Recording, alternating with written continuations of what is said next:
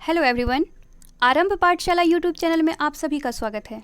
आज है 4 अगस्त और 4 अगस्त से करंट अफेयर्स के जितने भी प्रश्न होंगे वो आज इस वीडियो में हम डिस्कस करेंगे और उन प्रश्नों से रिलेटेड जितने भी इंपॉर्टेंट फैक्ट्स होगा उन सभी को हम डिस्कस करेंगे।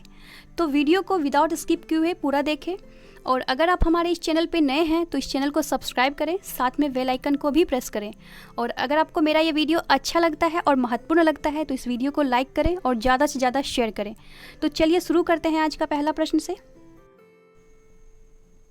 आज का पहला प्रश्न है, हाल ही में विश्व संस्कृत दिवस कब मनाया गया है? तो इसका आंसर है ऑप्शन नंबर डी, 3 अगस्त। 3 अगस्त को प्रत्येक वर्ष विश्व संस्कृत दिवस के रूप में मनाया जाता है और यह दिवस अपने प्राचीन संस्कृति को बनाए रखने के लिए और अपने प्राचीन भारतीय भाषा पर ध्यान केंद्रित करने के लिए प्रत्येक वर्ष 3 अगस्त को जो है विश्व संस्कृत दिवस मनाया जाता है। और हिंदी कैलेंडर के अनुसार यह दिवस श्रावण मास के पूर्णिमा को मनाया जाता है। और एक पॉइंट आप लोग और इससे याद रखेंगे कि इस बार विश्व संस्कृत दिवस के अवसर पर AIR ऑल इंडिया रेडियो के द्वारा जो है संस्कृत में अपना पहला विशेष कार्यक्रम को प्रसारित किया गया है।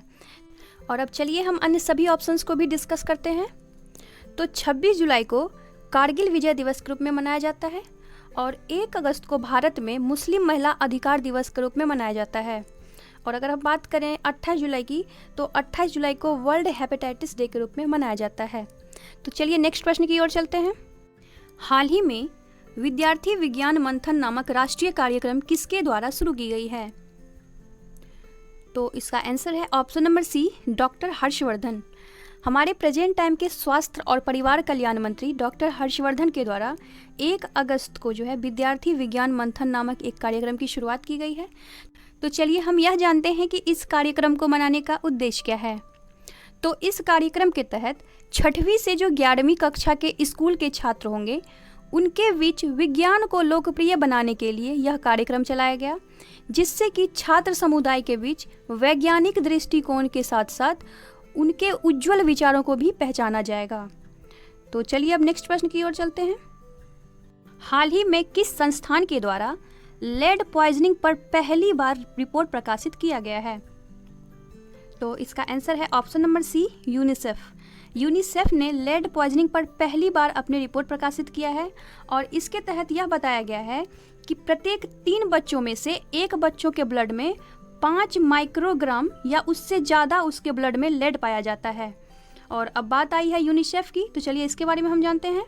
यूनिसेफ का फुल फॉर्म है यूनाइटेड नेशन चिल्ड्रंस फंड और इसकी स्थापना 1946 में की गई थी और इसका जो हेडक्वार्टर है वो न्यूयॉर्क में है। तो चलिए नेक्स्ट प्रश्न की ओर चलते हैं।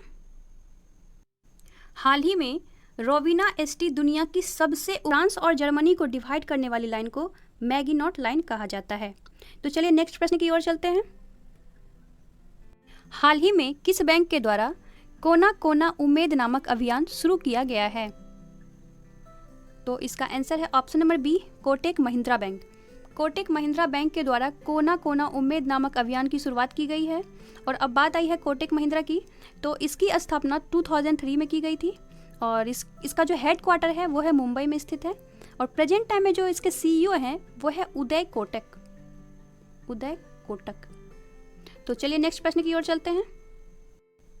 हाल ही में great eastern shipping company GEC के अतिरिक्त निर्देशक के रूप में किसे नियुक्त किया गया है? तो इसका आंसर है option number A, Urjit Patel.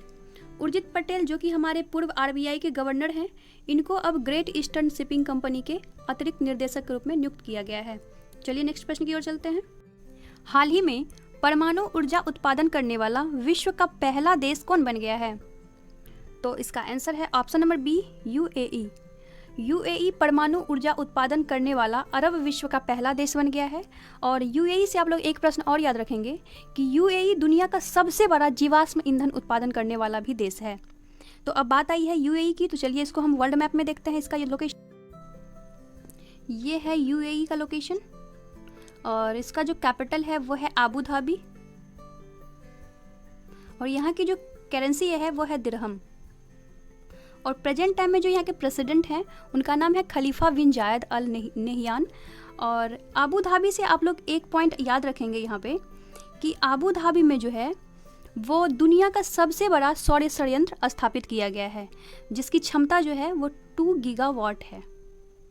तो चलिए नेक्स्ट प्रश्न की ओर चलते हैं। तो फ्रेंड्स, ये है आज का अंतिम प्रश्न। हाल ही में पश्चिमी वायुसेना के कमांडिंग इन चीफ किसे नियुक्त किया गया है? तो इसका आंसर है option number B R Chaudhary. V R Chaudhary को पश्चिमी वायुसेना के कमांडर इन चीफ नियुक्त किया गया है और ये स्थान करेंगे वी सुरेश के। तो फ्रेंड्स, चलिए कल के रिवीजन के प्रश्न की ओर चलते हैं। कल के रिवीजन का प्रश्न का आंसर है ऑप्शन नंबर सी मध्य प्रदेश, और जिन लोगों का आंसर ऑप्शन नंबर सी मध्य प्रदेश था उन सभी का आंसर सही है।